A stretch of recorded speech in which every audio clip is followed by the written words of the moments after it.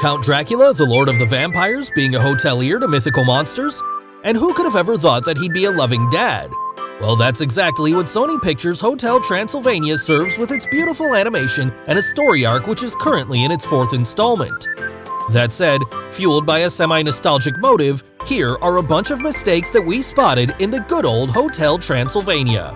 As Dracula reviews the blueprint of the plan for remodifying the castle, notice the coffee in his hand. We can hear toddler Mavis's spit falling on the table where the blueprints are. But when the camera scans back to the table, the coffee has disappeared.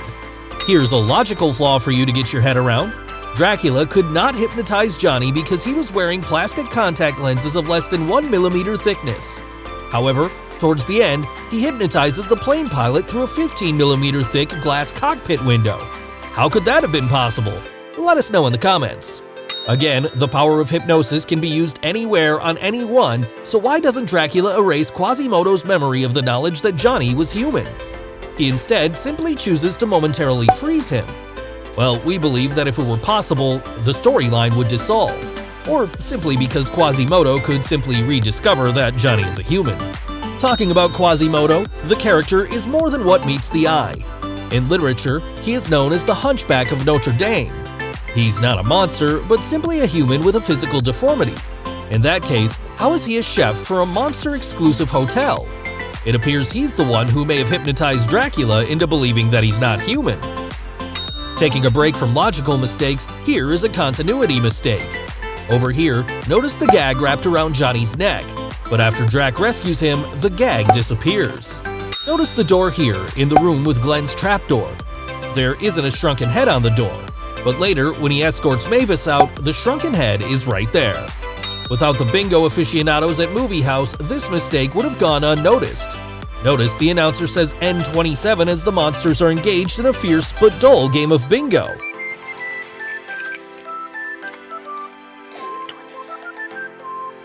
N27. Well, in actual bingo, only numbers 31 through 45 fall under the N column. 27 would actually fall under the I column. What do you have to say about that, scriptwriter? Here is another mistake that undermines the very rule of vampire existence. It's lovely for Johnny to show Mavis the sunrise by keeping her back in the shadows, but if your whole body is in an object's shadow, you can't see the light source. The rising sun is reflected dead center in Mavis's eyes, which means the sunlight is touching her, which means she ought to be on fire.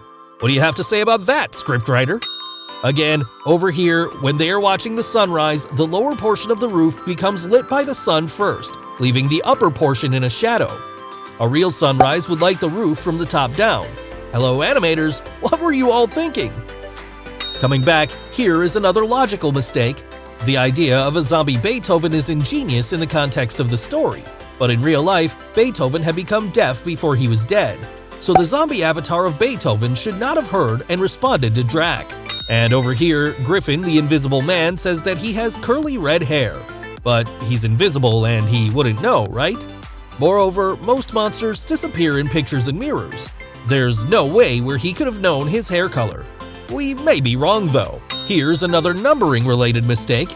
As Drac heads up to Mavis's room to wish her on her birthday, notice that her room number is 174. Did you notice that the room before her room is also numbered 174? Now, this might not be a mistake in entirety, but notice Invisible Man's glasses as he's right next to Drac. But as Drac talks to the cosplayer Drac, the glasses aren't there. Did the animators miss it? Or did an Invisible Man remove it to not be noticed? Cent% invisibility is still unachievable in cosplays. In this scene, Drac forces Johnny on a timeout with his powers of Psychokinesis. But during the village scene, Drac does not use the power to put the zombie's head back on its body. It would have been much easier. He wouldn't have had to run the risk of being seen by Mavis. But hey, who cares? Drac's lightning fast, right? Also, Psychokinesis may not work on zombies. Well, there's Drac the good soul, who's risking his life to get to his daughter's lover. Sweet.